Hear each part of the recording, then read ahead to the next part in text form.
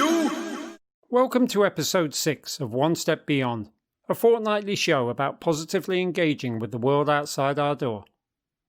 Whether it's to hike a local trail or climb a distant mountain, travel to a new country or explore culture close to home, run a first 5K or tackle an ultramarathon, One Step Beyond encourages you to take a step outside your comfort zone and enrich your life. I'm Tony Fletcher. In another world, I'm an author and broadcaster and sometime musician. In this one, I'm just another podcast host looking to spread some love. On this episode, you'll hear my interview with Carla Rhodes, who turned her own life around a few years ago when she quit drinking and picked up a camera, and is now receiving awards left, right and centre, while also seeking to make a difference with her photography. I then pick up from where our last episode left off on the running front, discussing how you can fit speed work into your routines in the process of my undertaking a virtual, though certainly physical, mile race. We discussed the long-overdue rise of female guides on the Inca Trail in Peru and how to help support them in this time of coronavirus.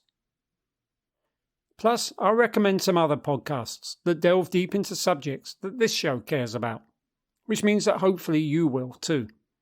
So, wherever you may be in the world, whether you're indoors or out, exercising, chilling, or actively figuring out how to address challenges in your life, get ready to go. One step beyond!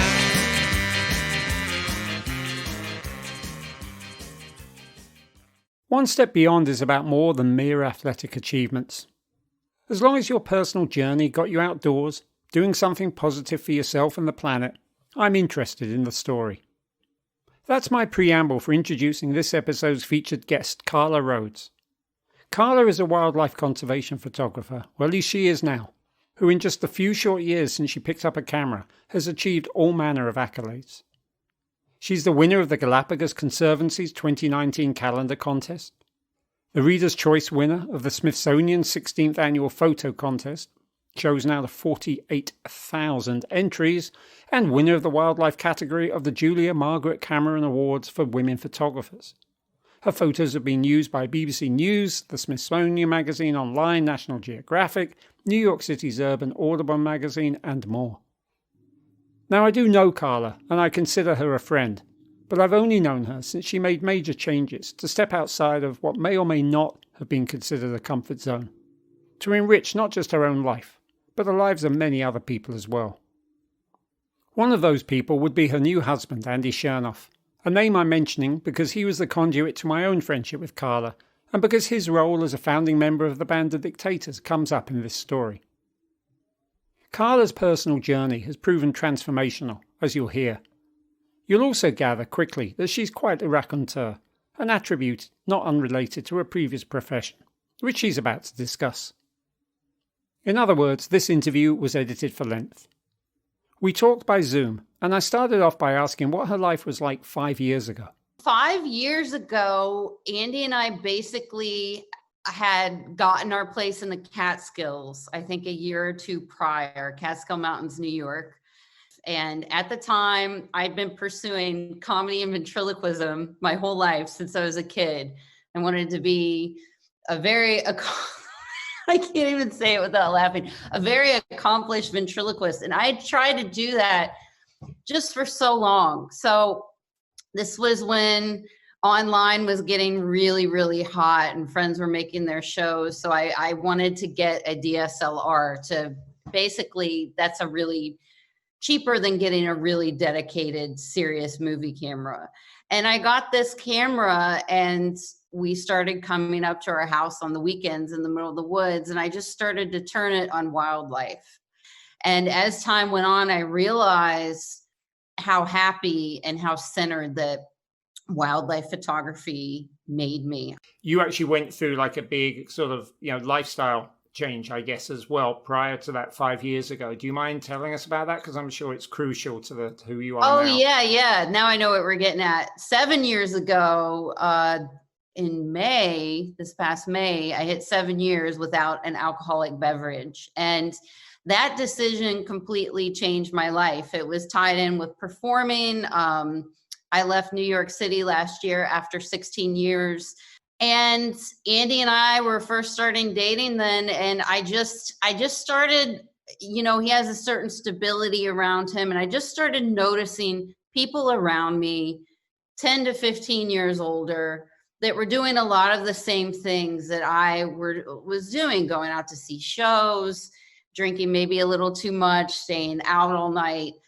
And I just made this decision one morning. I looked at Andy and I said, I'm never, ever drinking again. And he goes, I've heard that before.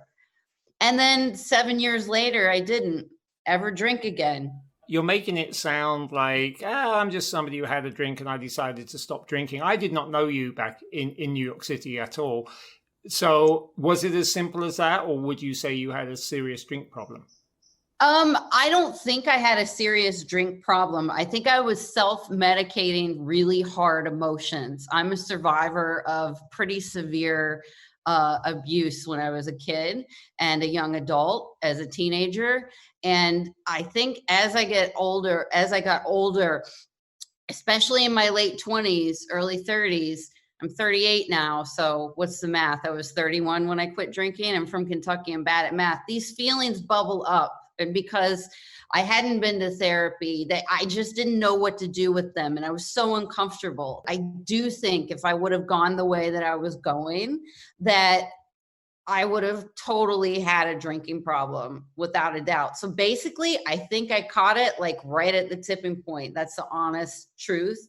And luckily, I feel like there's always been something over my shoulder, like watching over me. I don't know what it is. I'm not a religious person. I'm more spiritual, but something made me see things around me, people around me. No, I don't want to end up as like a 78-year-old performing in an East Village basement with my puppet for a drink ticket. Did it take getting sober to say, I want to have a new profession and I wonder if I can be that photographer I've always wondered if I am?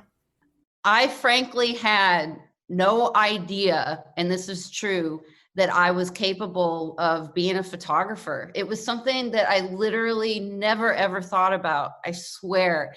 The photography thing happened, I don't know, I'm thinking of some self-help thing I've read in the past, but it's kind of like when you get out of your own way, basically things happen.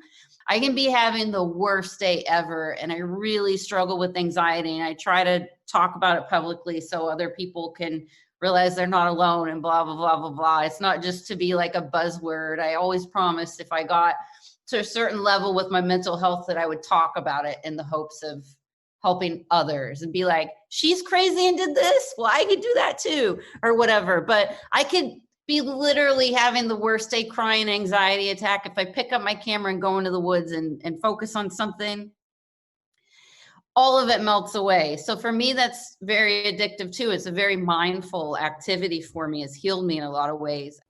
At what point did you realize, hang on, I'm actually quite good at this? It's important to let you know, I still look at, and this isn't like the humble game, but I really do look at myself as a beginner because I got my camera 5 years ago. And there's so much I want to learn, and I want to be so much better. And I have a very basic lens, and I want the Canon 600 millimeter prime, which is $10,000. I still look at myself as a relative beginner, but I started to notice, to go back to your question that you asked, because people started telling me unsolicited, this photo's like really good. And I don't know if people felt the need to say it because they were comparing it to, oh, this was the girl with the puppet and now she's doing this. Wow. Or what? But it kind of got, the feedback got to me. It's nice to get that feedback. And then also something inside of me just pushes me to work on it every day. Really, really try and be really critical and read as much as possible I can on it. You've been to India twice and the same part of India twice. So, and in each case you traveled on your own. So that's a big step. Can you tell me about why you went to India over other places and what you did on those two trips? I assume that everyone wants to go to India if they can. India is always, I just think India is people. They're the most beautiful people in the world. The culture, the spirituality, and then the animals too. Carla's first visit to India in September 2018 was initially to participate in something called the rickshaw run. a crazy adventure race through the mountain passes of the Himalaya in Himachal Pradesh. There's a longer story behind her getting involved in that event. What matters here is what she tagged onto the trip. After that, I wanted to go do wildlife stuff, and the only national park that was open was in this part of India called Assam, which I knew nothing about. I just booked it because I always wanted to see elephants in the wild. I realized that of all places of India to go, I really picked like a remote, cool area that a lot of Americans don't go to, because every American I run into now basically is like, I've been to Goa, or basically I hear the same spots over and over. The only person I've ever met that knew about Assam was this guy named Tony Fletcher. Yeah. I think most people only know it because of tea. I mean, that would be the literal extent of it. But Assam is actually like really trapped between countries, isn't it? It's this narrow, you have to go through a narrow stretch of India to actually get into it. And then it's almost like landlocked. Yeah, it's completely remote and kind of unknown and kind of removed from India. They're kind of looked at as a different area. What happened when I was in Assam is just I went to Manas National Park. I saw capped langurs. I saw Asian elephants for the first time. I went to a place called the Hulak Gibbon Sanctuary, which has India's only ape. They've got these big bushy eyebrows and long arms. I mean, they're gibbons and they sing. So fell in love. And we were driving back from Manas to Guwahati, the gateway to the northeast in Assam, and I saw this 5-foot bird standing by the side of the road. And at this point that I have rock and roll roots, and it basically looked like if a bird was going to front a band, it would be this bird. I mean, it looked, to me, they look punk rock. They're 5 feet tall. They're scavengers, so they have that like look. It could totally be wearing a leather jacket and standing in front of a microphone. And I said, what is that bird? Oh my goodness. And he said, it's an endangered greater adjutant. And I said, well, I would love to see more. And he said, well, I can take you, right before you go to the airport. And I thought, to an area where there's like a lot of them. So, I mean, I thought, oh, he's going to take me to like a nature reserve or something, where there's a lot of these animals. And he takes me to like the most heartbreaking place I've ever been, this huge landfill, and there's just hundreds and hundreds of these birds. And as an American that doesn't deal with this type of thing, I mean, it's common, I know now, what goes on in landfills in India, but like the trash isn't sorted. People live and work in the landfill. There's tons of cows. There's all these egrets that are normally white, or they get in breeding plumage, a little gold on them, but they're covered in stuff. And then these endangered birds scavenging. We were only there for 20 minutes. I took as many photos as I could just from the car. The smell, I'll never forget, clung to my camera, the rubber on my camera and my jacket, and I had to get on a flight, and I was just like, oh my God. I remember in the hotel room spraying my jacket and hoping it would dry, but it just smelled so bad. Seeing the bird and the things that go on, this landfill is on top of a wetland, and wetlands are so important. They're disappearing everywhere. I decided then what my focus was as a photographer. I don't want to just take pictures of a bird on a branch looking pretty. Yes, that's great. But I want my photos to make a difference. I want people to look at them and be like, what's that bird? How can I help? If someone just learns a fact, to me, that is helping the cause. If someone learns something about a creature in a photo that I'm taking. So you took photographs in that very brief visit back to the stop off, I guess, back to the airport. And in the way that these things can happen, one of those photographs in particular has probably become your most renowned. Can you describe that photograph? Yeah, it's a bunch of greater adjutant storks, the most endangered stork in the world, less than 1,200 left. The majority of the population lives in Assam. Some of them live in Cambodia. I thought I'd add that on the front just to educate, but they're all standing on top of a big pile of trash, like kind of in a line. What do you think it is that resonates with the viewer when they see that image, that it's had such an impact? I think it just shows, whenever you show an animal in a landfill, I didn't know it at the time, it's just very clear what humans are doing to our planet. It's just, the cows that scavenge there, a lot of them end up dying because, they're ruminants and they've got compartments in their stomach and they can't push all the plastic through. And just, there's just something about a landfill to me that's always been upsetting, because you don't think about where your trash goes. A lot of people don't. And so when you see how much waste that humans make, and then that these animals are there, here's the thing that I've learned though, since that original trip. Greater Adjutants were on, I don't know what it's called, the official city seal or something of Calcutta a long time ago, because they've always been known for eating trash. They're scavengers, like they eat dead things. So they're going to go to a landfill, whether it's on a wetland or not. They also scavenge in wetlands. But they're basically adapting their behavior. The problem with that is a lot of the waste isn't sorted. So they could swallow medical waste, they could swallow plastic. Is that impacting on their number? There's only 1,200 left. Is the fact that they're literally flocking to landfills filled with plastic, is that actually reducing their number further? As far as I know, they're trying to study that. There's a lot of unknowns. So I can't actually give you like a solid answer on that. I know a couple of years ago, there was a mass casualty at that landfill. Something around 20 birds were lost or something, which is a big impact. But I never got access to, because I'm just reading what's online, what the results of that study, was. I would imagine it affects them in some way. And that landfill is eating the wetland. It's a very sensitive topic in that area, the whole landfill area. I just got back from another trip there, so where I spent 5 weeks there. And I'm so glad I did, because now it's going to be probably years before I can go back to India. I really hope that is not the case. I recognize right now this is sort of like latest June. We really maybe I'm being. I am so glad I did Kilimanjaro last year. I had a whole bunch of people who said, I can't do it in 2019, but I can probably do it in 2020. If you want to. Yeah, and I'm really, really glad that I did it. So, Carla, tell me about what was different about your second trip. From what I understand, it had your first trip to Assam was somewhat random. Your second trip had more of a purpose and a plan. So, just give me the skinny on that. I basically became obsessed with the endangered greater adjutant storks. When they say that I study a lot of other photographers, and it seems like every photographer has to either produce their first story.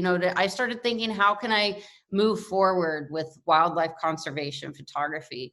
And I just love this story. And I saw it hadn't been covered much. So I start researching these birds, and I just love them. And I found this amazing woman named Purnima Devi Barnum, who is saving the endangered greater adjutants. And she's a biologist, but she worked with the community a little bit outside of Guwahati. It's called the Kamrup district. And the greater adjutants nest, so they'll scavenge in the landfill during the day or part of the day, and then they fly home to their nesting trees. I'm smiling. They can't see because I just love this story. And in the past, villagers would cut down greater adjutants' nesting trees because, imagine, you don't know till you see it. It's insane. You go to these people's houses and there's 5-foot birds in their trees. Not one, but like 2, 3, 4, 5, 6, making nests. And so they're really messy. Apparently they're smelly. And they also look like, like a Grim Reaper or something. They've got this big sack that hangs from their neck, and their wingspan is like 8 feet wide. It's crazy. It is crazy. I was on someone's roof and they're flying over my head. And I'm like, I feel like they're pterodactyls. It's totally prehistoric, insane. So this woman basically educated the community on the greater adjutants to not cut down their trees. And they used to have this bad reputation. Their local name is Hargila, which is bone swallower, because they can swallow bones. They'll eat a frog whole, or because they're huge. I cannot get across to you how insane it is to see a bird this big. It's ridiculous. Carla made contact with Purnima about 6 months before her second trip to India, which she took in March of this year, just before COVID-19 put us all in lockdown. From the offset, she was determined to contribute as well as to photograph. What happened was I go to do the photo project, and then I also try to volunteer for her while I'm there and help her. And then I also get to see her. I learned so much from her, just how she operates with this community. It's amazing. And she's like, she's really loved in this community, and she's completely turned. It'd basically be like in the Catskills if I got everyone to love rattlesnakes, and if they see a rattlesnake to respect it. How can people find her work, presumably on the internet? Is there just a URL for what she does? Hargila Army is on Facebook. And if you Google Greater Adjutants, Purnima's name will come up. Like, she's basically responsible for saving this bird. Right. So Hargila Army is what, Hargila? Yep. Yep. And Hargila Army are the name of the women that in the community that have mobilized and form a group, and they sew motifs of the Greater Adjutants into their traditional gamosas. It's just amazing what she's done. She's not even 40 years old yet. There was something that I think we may have glossed over earlier. The Hargila Army, you said, is all women. The matriarchal society kind of reigns supreme in Assam. And I think she started teaching these women about Greater Adjutants because they make the decision on if the tree gets cut down in the village, in their yard. So she felt like by empowering women that it could make a change, and it did.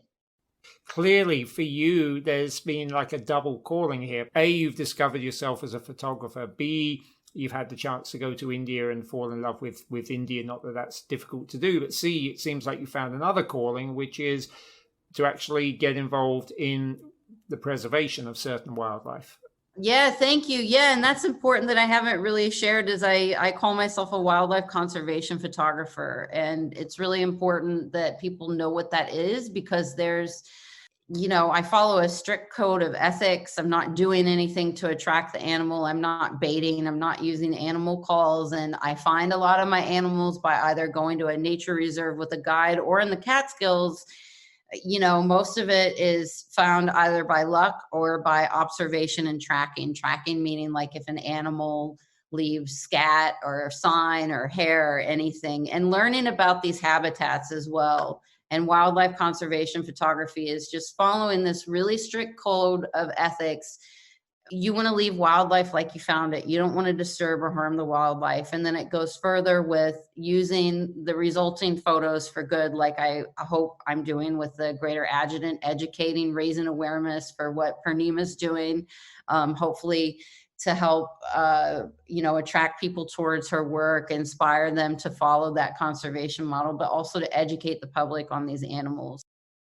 Prior to her 2 visits to India, Carla followed what must be every nature lover's dream and went to the Galapagos, off the Ecuadorian coast of South America, the islands where Charles Darwin famously formulated his theories on evolution.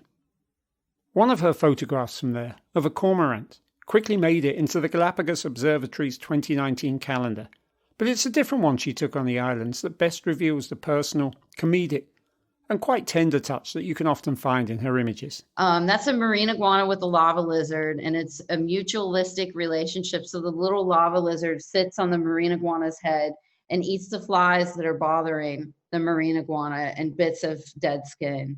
So it's this mutualistic relationship between the two. I didn't know that when I saw the photo, but because I do have a comedic sense, I thought it was hilarious. If anyone wants to photograph wildlife, one of my biggest things I want to do, I want people to connect with it. Like, they can't see what you were doing, but you were smiling and laughing. And I think it's because I literally got down as flat as I could on the ground to get the shot. You want to show that connection, and to have that connection, you got to get down on the level. And that means that you're going to get dirty. You're going to lay on your stomach. You're going to scratch up your knees. So the question is, for people who are listening to this who maybe find themselves in a rut like you had in your early 30s, in an environment where you were wondering about whether you could sustain a future doing what you were doing, and you were also felt that you were drinking too much and right at a tipping point. Is there any advice that you can give on getting out of that rut / stepping out of that comfort zone? Because you do come across as somebody who managed to make this incredibly positive change in their life.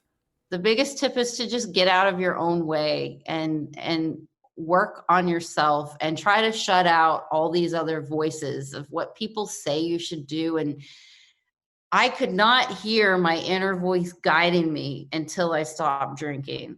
And I started to hear this little voice, not just because I'm a ventriloquist, but everyone says you have an internal compass. So maybe you can just cut it to this. Find your internal compass, because I'm convinced it has guided me through some really hard decisions, and it's usually always right. You can find many of Carla's images, from India to the Galapagos to those taken in her Catskills backyard, at carlarhodes.photography. There you can also find more information about the Greater Adjutant. Carla additionally posts her photography on Instagram at Miss Carla Rhodes. Rhodes is spelt Rhodes. We should also have a couple of the images referenced during this interview posted on our social media. Search for One Step Beyond Podcast.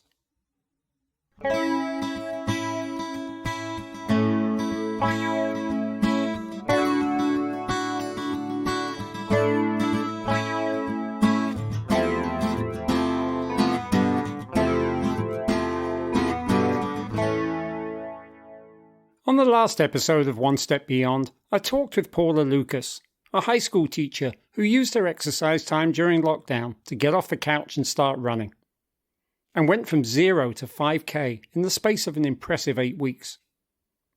I thought I would take her positive start and, if you'll excuse the terrible pun, run further with it over this and future episodes. Running, after all, is my thing. Now, the impetus for the field recording you're about to hear about this is actually the Onteora Mile, which normally takes place here on the track in Kingston in the middle of June, and which this year, no surprise, has been offered as a virtual race, with 2 weeks to complete it and extra bragging rights for those who supply a GPS-confirmed time. For me, this mile challenge was a chance to get some sort of quasi-racing under my belt. I've really missed it the last few months, and for the community aspect as well. But in doing so, I realised it's also an opportunity to discuss how to take your running to the next step. Let's say you too recently started out. Maybe you got to the 5K distance. Maybe you have 5 miles under your belt already or more. Maybe, like the former me, you run longer distances but you found yourself at something of a plateau. Like that former me, you always figured that improving your running just meant covering longer distances. Yet for all that you've upped your mileage, you don't seem to be getting any faster. How then do you improve? Listen on to find out.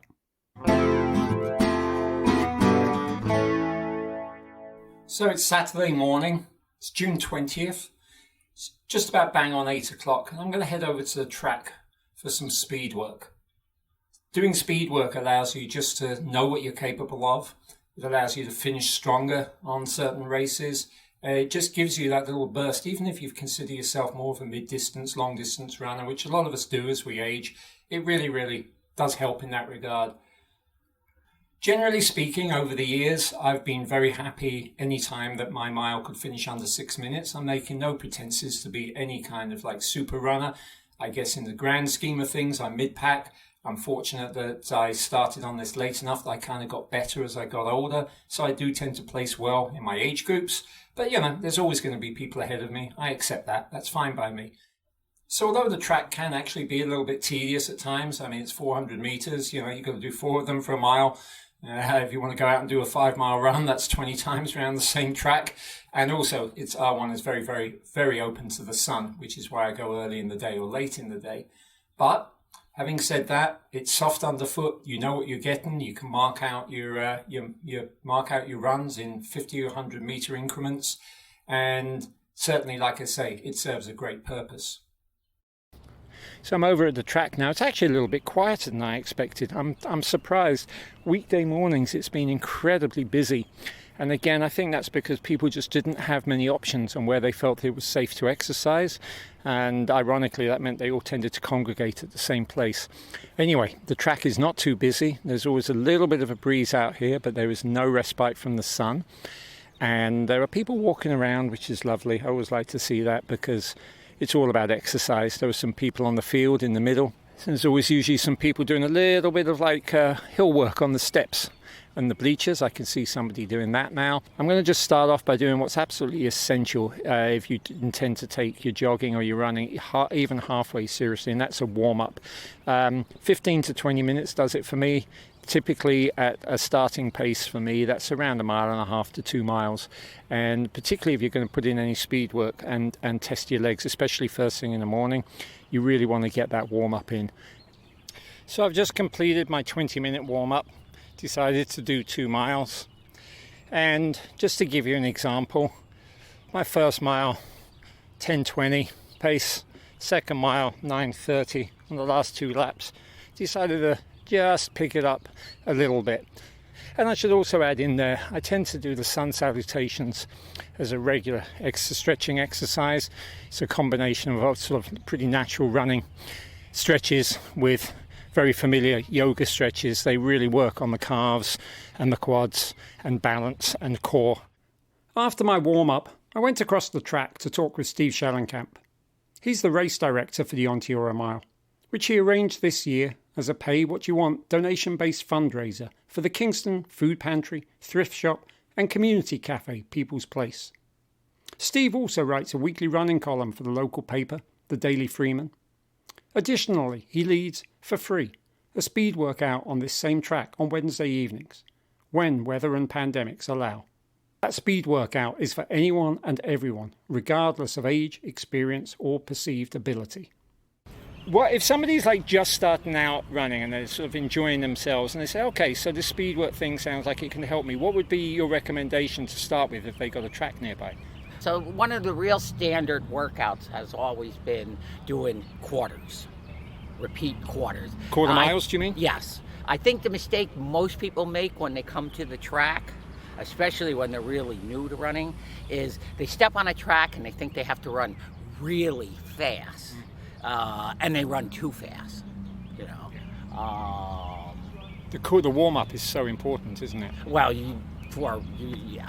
positively, you need to warm up for a workout or even when you first start. If you're just going out for a 5-mile run, you want to make the early part of your 5-mile run your warm-up.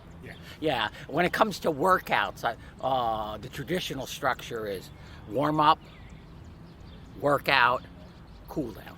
Yeah. That's like the 3 phases of a workout. What I like to do, especially for racing, is that 2-mile warm-up that you just did, then do some stretching, some loosening up, whether it's the more static stretching that a lot of us are comfortable with, or the newer, more dynamic stretching. But some type of stretching after you get yourself nice and warm. That's really important, and actually I do that, and I was just mentioning that. I was thinking, although I've got certain ones that are built in that I like doing, I know you like doing the ladder a lot, I was figuring if I did a quarter mile, like 1 lap, then 2 laps, with cool downs in between, then 3 laps, and then sort of saw what I was able to do for a mile today, and that would give me half a mile to cool down afterwards. I'd be at 5 miles. It felt like that's my own creation today, but it feels like it makes sense.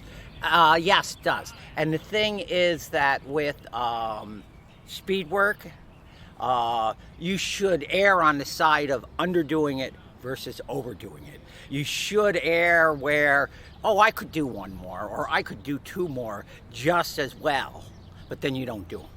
I still make the mistakes people make. I was getting ready for the virtual mile that Fleet Feet was putting on a few weeks ago. So I did a workout on Saturday. I did some quarters, and I came back to the track the next day, and I was going to do another quarters workout, and I was on my last quarter. I'm 330 meters in, and I look at my watch, and I want to get like 1 second quicker. I pick up the pace, and bang, I hurt my groin. Coaches are human too. All right, have fun running. Thank you. Thanks for your time. A few points related to my chat there with Steve. He was actually suggesting that before you really get to the track and do kind of proper speed workouts, you could start with little hill repeats. Just means finding a short little hill close to you, jogging up it best you can for a minute or so, walking back down, just getting used to that. It'll really build your strength. And the fartlek, which is a Swedish term for speed play, where you kind of just do whatever you want. But anyway, you may also have heard me refer there to the ladder. That's one of many different workouts that are based on time. In a ladder workout, you might run 4 minutes at pace, then 5, then 6, and then 5, and then 4. I'm especially fond of a 9 to 5 workout, where you start at 9 minutes and work down to 5. Time-based speed workouts like these are great for when you're on a road or a rail trail and looking to mix it up.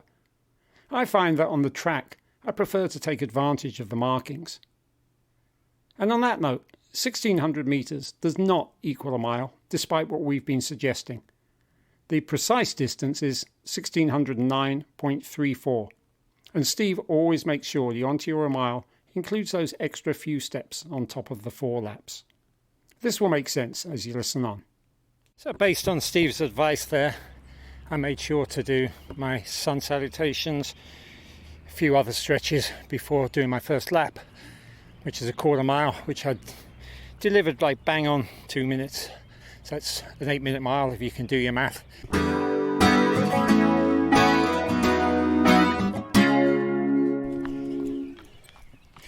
So that was 3:57 for the 2 laps. Definitely a few seconds faster than the 2:02 for the 1 lap. They're not by a lot. And you can hear I'm breathing heavier. You know, one of the things about tracks is they can be very exposed, and this one in Kingston certainly gets the morning sun. I think if I'd been here at 7 a.m. instead of 8:15, I actually suspect I'd have seen more people here.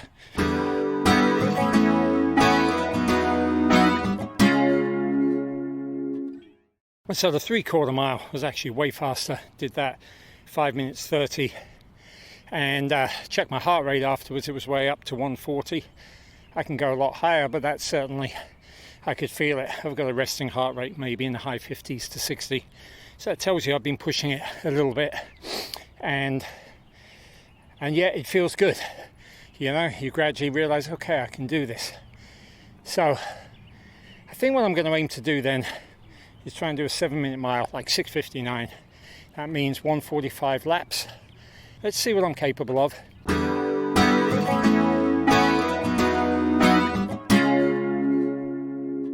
All right, very happy with that. Pulled in 6 minutes 50, including the extra 10 meters. Steve was standing right there to make sure I did it. And that's 10 seconds faster than I aimed. And for somebody who's just been out generally jogging of late, putting in a few long runs and mountain runs, you know, the thought of doing a sub 7-minute mile was quite daunting. When it came to it, with a proper warm-up, some proper speed work leading into it, it was doable. And that's the takeaway I'd like all of us to have. We're capable of more than we often think we are. I hope you found that useful. And if you're just a starter runner, I hope you were able to listen past my admittedly obsessive time and heart rate management details. Yeah, us runners can get like that. The main thing is, if you want to improve your running, then mixing it up with a little hill work, a little fartlet, and some speed work will not only make you a better runner, it'll make you a happier one too.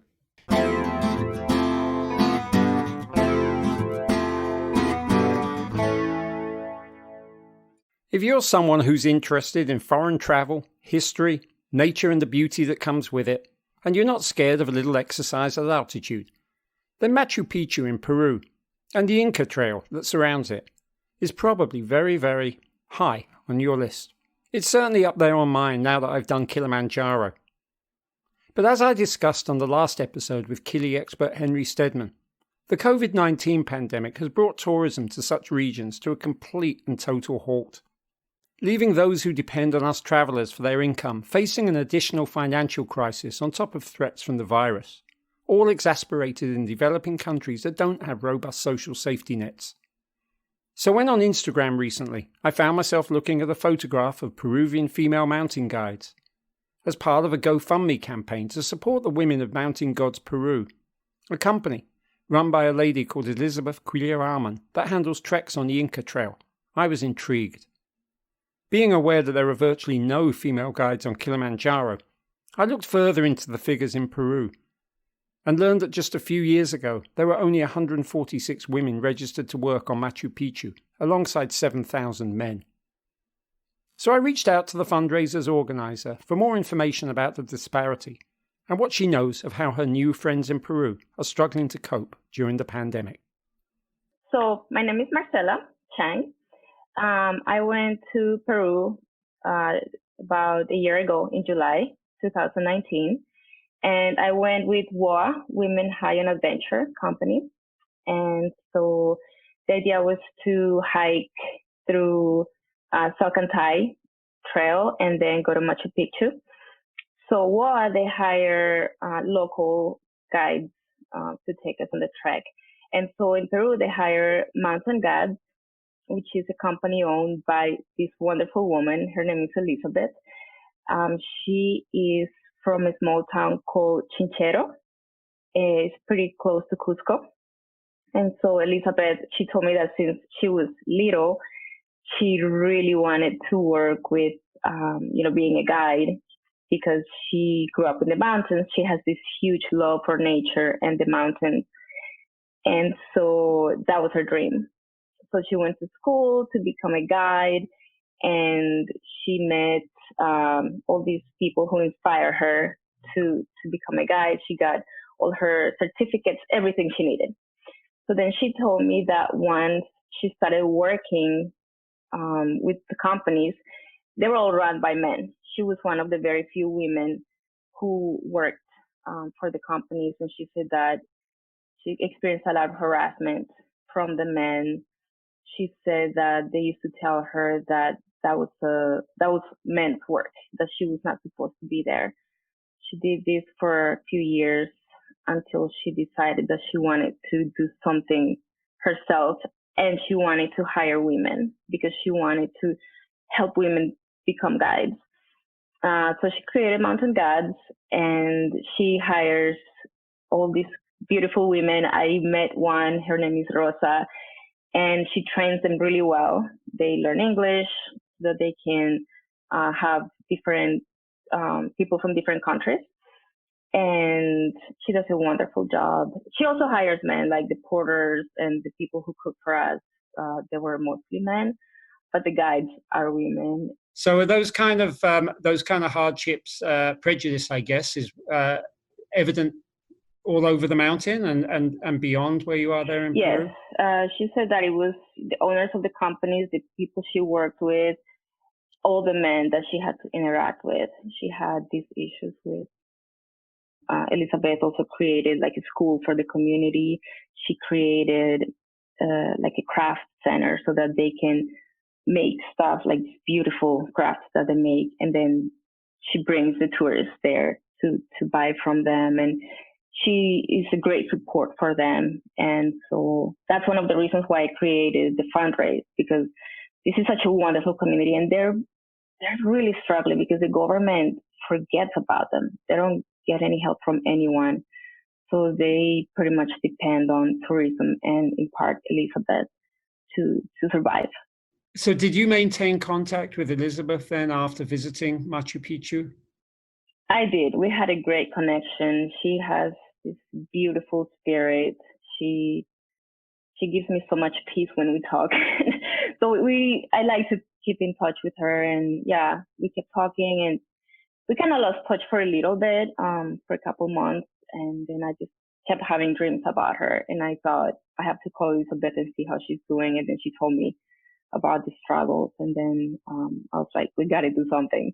Initially, I sent her some money, and then I contacted the women who were with me in this trip and asked them if they could help. And then I contacted Allison, one of the WOA owners, and then she suggested that we create a GoFundMe. So I did that to help Elizabeth in the community. So it's mostly for her to help her community survive. It's not so much for the company. And what are you hoping to raise for them? I am hoping, my goal is $10,000 to help the community for food and medicine. And I mean, if we get more than 10,000, that's wonderful. I think they're really going to need the help because we don't know how long this is going to last.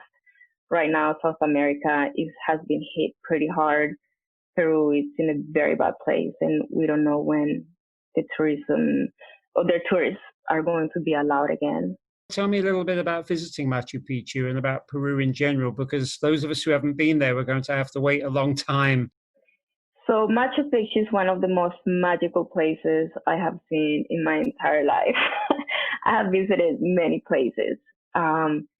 And there's this beautiful energy there that just attracts, like you can feel the nature, like you can feel the spirit of Pachamama, which is Mother Earth.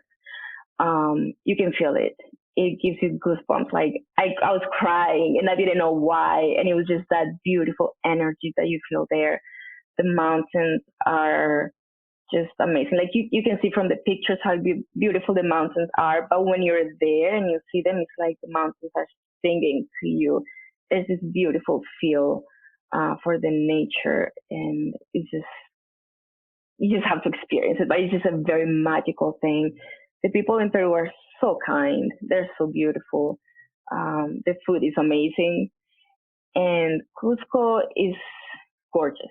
Like definitely, I mean, you have to go through Cusco so you can go to Machu Picchu. And I highly suggest spending a couple of days there, because it's beautiful. And then you go to Aguascalientes, which is this little town. It's like a little town out of a book.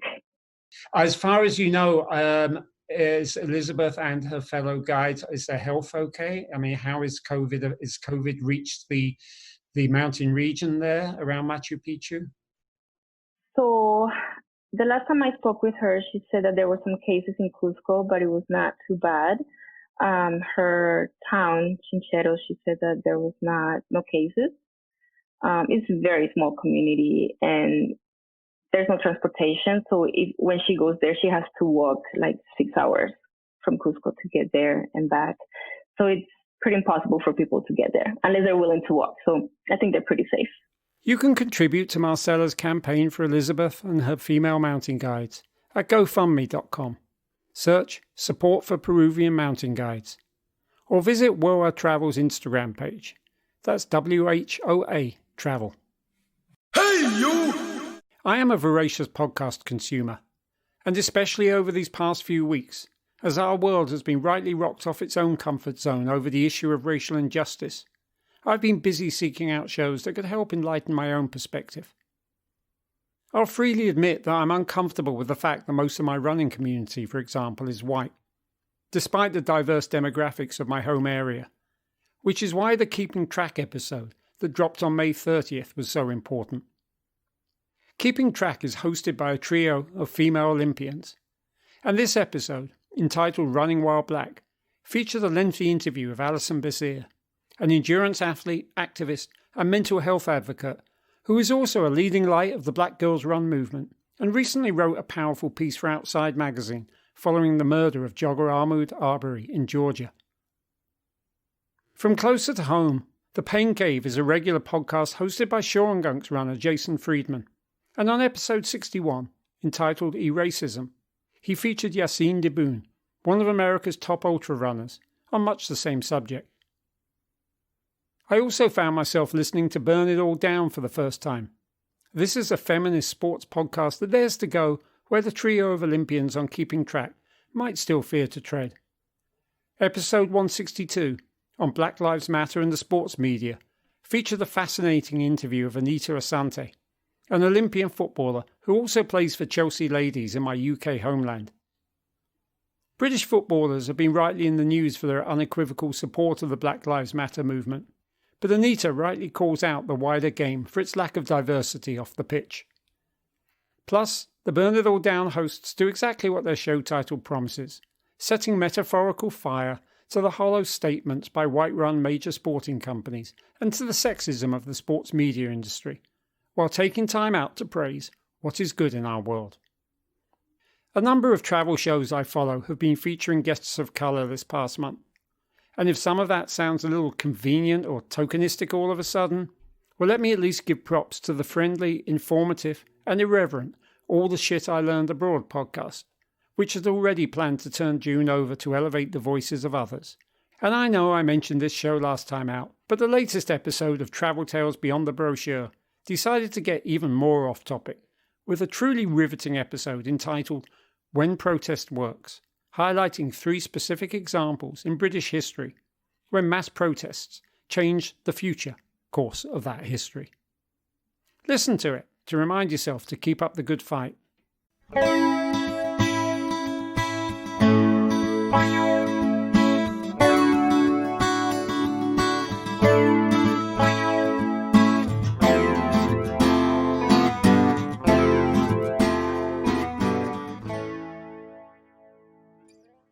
This episode of One Step Beyond was written, produced and narrated by Tony Fletcher.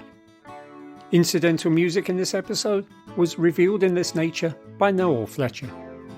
The theme song One Step Beyond is by Madness, used with their permission, and the logo is by Mark Lerner. You can reach out to us at onestepbeyond@ijamming.net, IJAMMING.net. You can also find us on all social media, just search One Step Beyond Podcast, and our website is buried over at acast.com. All these links will be supplied in the show notes. And if you are listening online, please know that you can subscribe and download on just about every podcast platform known to man. It's always great if you want to leave a positive review, and it's especially great if you want to reach out.